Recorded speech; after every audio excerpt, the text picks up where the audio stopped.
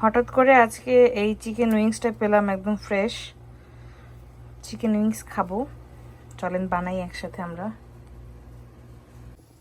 আমি সুন্দর করে ধুয়ে একটু কেচে কেচে নিয়েছি যাতে ভিতরে মশলাটা ঢুকে। তার আগে একটু রসুন দিয়ে দিই। যেহেতু এইমাত্র মশলাটা নামাইছি, বেশি একটা গলে নেই, যাই হোক সমস্যা নেই। আদাটা একটু বেশি পরিমাণে দিই। আদাও এখন ফ্রোজেন, মাত্র নামাইছি সব মশলাগুলা। একটু গোলমরিচের গুঁড়া দিলাম, ভালো একটা স্মেল আসবে এর জন্য। দিলাম একটু পাপরিকা,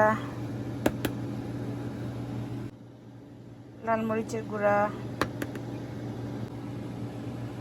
একটু এটা কি দিলাম ভুলে গেছি, দাঁড়ান দেখলাম। ও ধনিয়া গুঁড়া দিলাম, অল্প একটু জিরা, একটু টমেটো কি কেচাপ বেরে না কেন, সরি একটু কেচাপ দিলাম, সয়া সস, পরিমাণ মতো লবণ, বেশি না পরিমাণ মতো লবণ, তারপরে একটু ময়দা দিব। এখন এটাকে সুন্দর করে মাখাবো।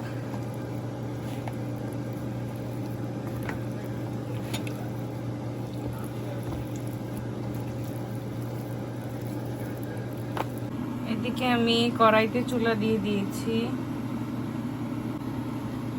সরি মাথাটা ঠিক নেই, আসলে কড়াইতে চুলা না, চুলাতে কড়াই দিয়ে দিয়েছি এবং তেলটাও গরম হয়ে গিয়েছে। মেরিনেট করা ডান, একটা একটা ছেড়ে দিব। বাহ,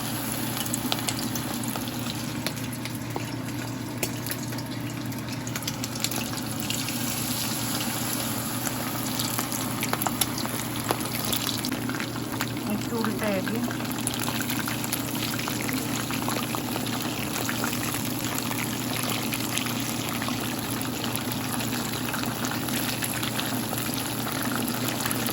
আস্তে আস্তে ভাজবো যাতে ভিতরটা ভালো মতো হয়। আমার ভাজা প্রায় হয়ে গেছে, এখন আমি তুলে নেই একটু।